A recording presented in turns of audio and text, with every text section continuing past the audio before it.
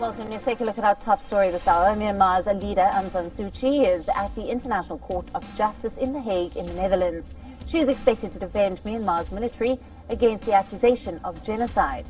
The first 3 days of hearings will focus international attention on military clearance operations in 2017 who are in minority in Myanmar. The operation forced 700,000 people to flee across the border to neighboring Bangladesh. Myanmar is a Buddhist majority country that considers the Rohingya to be illegal immigrants and denies them citizenship. Aung San Suu Kyi was once considered human rights champion. In fact, in 1991, as a peace prize. But over the years, she faced international backlash over the Rohingya issue. Suu Kyi will not be addressing the International Court of Justice until Wednesday. Now, she is expected to argue that her country's military operations were a legitimate counter-terrorism response. This case reached the International Court of Justice after Gambia accused Myanmar of breaching the 1948 following the Holocaust. Now, Gambia is a predominantly Muslim West African country. UN investigators have branded the incident as genocide. In her home country, Suu Kyi still holds a good chunk of public support. On the eve of her departure from Myanmar, thousands had rallied in Suu Kyi's support. Credible and transparent. Myanmar's own investigative mechanisms is its advisory board for the Committee for Recommendations on Rakhine State. It is one of a very few that included international members. Among them was Ambassador Bill Richardson, a former U.S. representative to the United Nations.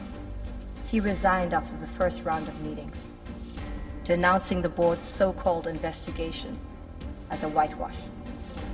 A Thai diplomat who served as the board's secretary quit soon thereafter, expressing his concern that the board's existence was going to divert attention from the issues, give a false impression that things are being done.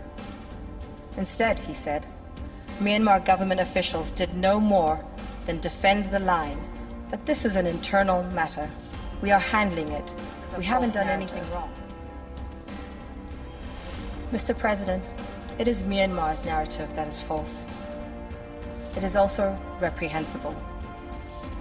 This is what the chairperson of a state-level investigative committee said about the widespread and well-documented rape of Rohingya women. He said it was inconceivable because they are very dirty. The Bengali Rohingya women have a very low standard of living and poor hygiene. They are not attractive, so neither the local Buddhist men nor the soldiers are interested in them. The chairperson of Myanmar's investigative committee was not the only one to categorically deny that Tatmadaw soldiers have raped Rohingya women. You see now before you, and at tab 18 of your judges' folders, is a current screenshot from the Facebook page of Myanmar's agent in these proceedings. As you can see, the Facebook page insisting fake rape belongs to the Myanmar State Consular Office. Mr. President, in the Gambia's view, Myanmar's false narratives, like these, and its sham investigations further demonstrate the need for you to order provisional measures to compel it to live up to its obligations under the Genocide Convention during the pendency of these proceedings to protect the Rohingya from recurring acts of genocide. Next, my colleagues will show how each of the requirements for provisional measures set out in Article 41 of the Court Statute, and they will describe the specific provisional measures that are called for in these exigent circumstances. I thank you for your kind attention and ask that you call next to the podium, after the break if you are so disposed, Mr. Arslan Suleiman, who will address the court on its prima facie jurisdiction over the Gambia's claims. I thank Mrs. Pasi Panojja.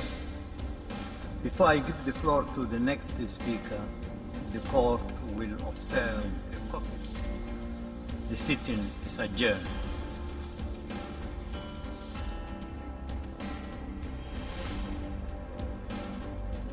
We Now we are coming to you live from the International Court of Justice, where they have just adjourned. We're coming to you live from The Hague in the Netherlands, where Aung San Suu Kyi is expected to defend Myanmar's military accusations of genocide.